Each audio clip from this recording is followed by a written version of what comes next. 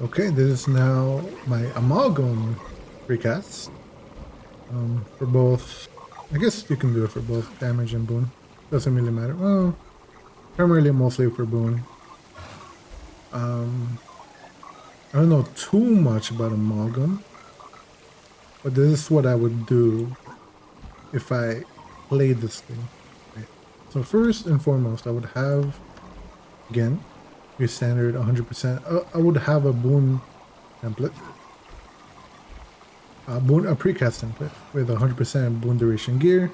So it's all full diviners, monk runes, full diviner accessories, relic of the claw, diviner weapons with celerity sigils on them, a superior and a major one, along with agony resistance. Then you have your traits that you're going to use for your fighting template, your normal fighting traits or whatever, and then your utils that you will be using to precast. As a lack amalgam, you don't really have access to instant. Well, let me rephrase. You don't provide quickness. So it's always nice to have quickness on you before you start precasting. That's why I opt to bring Elixir U, 12 seconds of quickness, in order for you to get started on precasting your things. Chorbo is here to blast might, and you generate lag by using your amalgam toolbox skills, your morph skills. So what we're gonna do is give ourselves quickness first, and then spam all your F skills. Then after that you can blast might, and blast might again after taking your singularity. Then go trigger Relic of the Claw, and then do your rotation. You know, ideally with a whole group or with a group, you'd have quickness here in order to make it better. Again, we're gonna do short bow. Oh, I went to my scrapper precast template. We're not gonna do short bow first. We're gonna do a lag first. So we're gonna elixir you for quickness, trigger our more skills.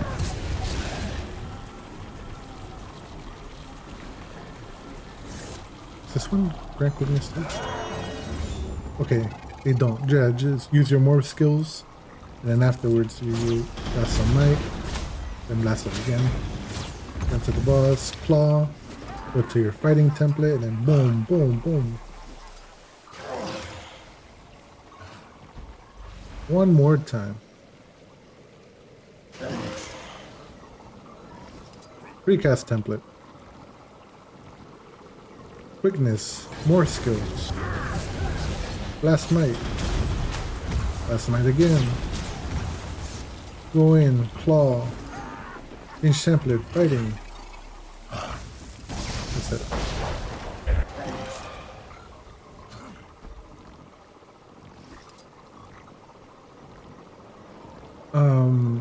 Feel free to add more or less utils if you want. I'm a char, so I just added battle roar. You can add other instant cast skills if you wanted to use them while you're casting skills with animation in them. You can have some barrier, etc., etc. If you want to get super fancy, you can also have another template with Relic of Mt in it, or keep the same boon duration template and just swap relics manually. But regardless, you will want to trigger the Mt relic by using an elite skill, and then it will emit a field. Well, it will place a field down under you, giving you a 15% damage. I would recommend you to use Elite Mortar Kit for triggering that relic, because all you have to do is enter it, and then that's it. Since it's a kit, it won't have a cooldown. Well, it won't have a 30-second cooldown or 50-second cooldown if you had to use Flux Stick, for example. Actually, let's See how it looked like if I had used Flux State to trigger Mount Warrior. So here, a precast template. I should just switch to Mortar Kit, to be honest here. Okay.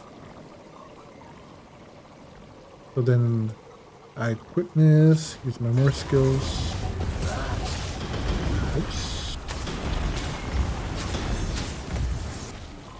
Now I have Claw.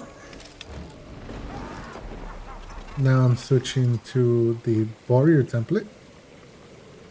And if I use Flux State to trigger it,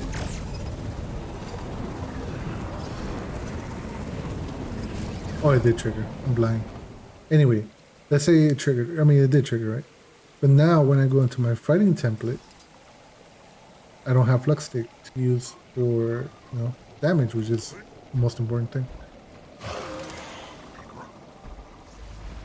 So we need to use Mortar Kit for that. So on your precast template, make sure you have Mortar Kit enabled. And then your fighting template, you obviously have Flux State. So let's try this again properly.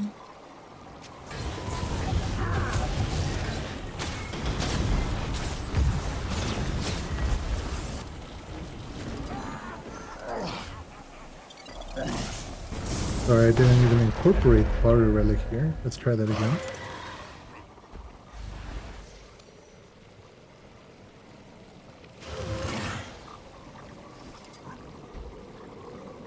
Again, quickness, morph skills, turbo, claw, Mount Balrior Relic template, trigger it, fighting template, boom, boom, boom, boom. And then obviously, you do your rotation or whatever. And that is it.